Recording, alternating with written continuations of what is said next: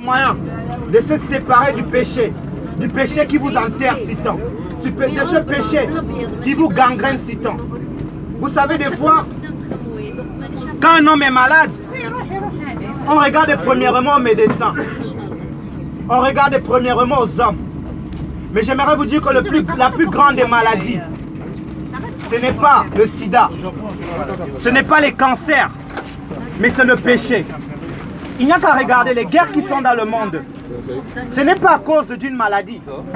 Les querelles, les divisions, si on se haït les uns les autres, ce n'est pas une maladie quelconque, mais c'est le péché.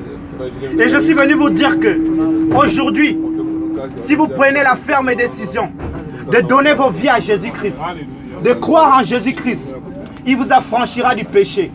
Il vous affranchira de la condamnation éternelle. Il vous affranchira de la mort. Voilà pourquoi quand Jésus est venu dans ce monde, il a dit, je suis le chemin, la vérité, la vie. Mais il a aussi dit, vous connaîtrez la vérité vous affranchira. Mais on n'affranchit pas quelqu'un s'il n'est pas libre, s'il n'est pas dans les chaînes, s'il n'est pas esclave. Jésus voulait dire, parler aux hommes, vous êtes esclaves. Oui, nous sommes esclaves. Qu'on le croit ou qu'on ne le veut pas. Moi, quand j'étais dans la drogue, dans la cigarette, dans l'alcool à outrance, dans la religion, on m'aurait demandé, est-ce que tu es libre? J'aurais dit, oui, je suis libre. Parce que j'étais libre de mes mouvements, libre de fumer quand je voulais, libre de voler quand je voulais. Mais est-ce ça la véritable liberté? Non, mesdames et demoiselles, messieurs. La Bible dit que tout homme est esclave de ce qui a triomphé de lui. Mon frère, ma soeur, tu connais le péché qui a triomphé de toi. Moi, c'était la drogue, c'était le mensonge. Moi, c'était l'alcool, c'était l'impudicité. Moi, c'était le vol et plein d'autres péchés. Mais le jour où j'ai rencontré la personne de Jésus-Christ, il m'a affranchi de tout péché. Je viens te dire ça aujourd'hui pour que tu saches que, mesdames et demoiselles, messieurs, tu ne pourras pas sortir du péché toi-même. Car moi, j'ai lutté par mes forces. Impossible de sortir du mensonge. Impossible de sortir du vol. Impossible de sortir de l'impudicité. Je n'avais pas de force. Mais le jour où j'ai rencontré Jésus-Christ, le jour où j'ai invoqué Jésus-Christ, il m'a délivré de tout. Il m'a sauvé. Voilà pourquoi je le parle aujourd'hui. Voilà pourquoi je n'ai pas honte de le dire aujourd'hui. J'aimerais vous dire, mesdames et demoiselles, messieurs, qu'il n'y a de salut en aucun autre nom. Dieu n'a pas donné une religion pour que les hommes soient sauvés. Dieu n'a pas donné un pasteur. Dieu n'a pas donné un prêtre. Dieu n'a pas donné un pape. Mais Dieu a donné Jésus-Christ, son Fils unique. Pourquoi seulement Jésus peut nous sauver?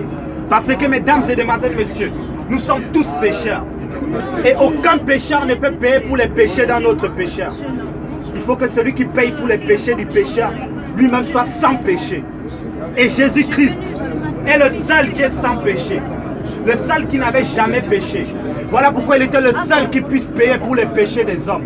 Jésus-Christ vous aime, mesdames et demoiselles, messieurs. Par amour pour vous, il a accepté d'être sacrifié. Il a accepté de mourir crucifié pour que vous soyez sauvés. Mesdames et demoiselles, messieurs, l'heure viendra où la vie devra vous quitter.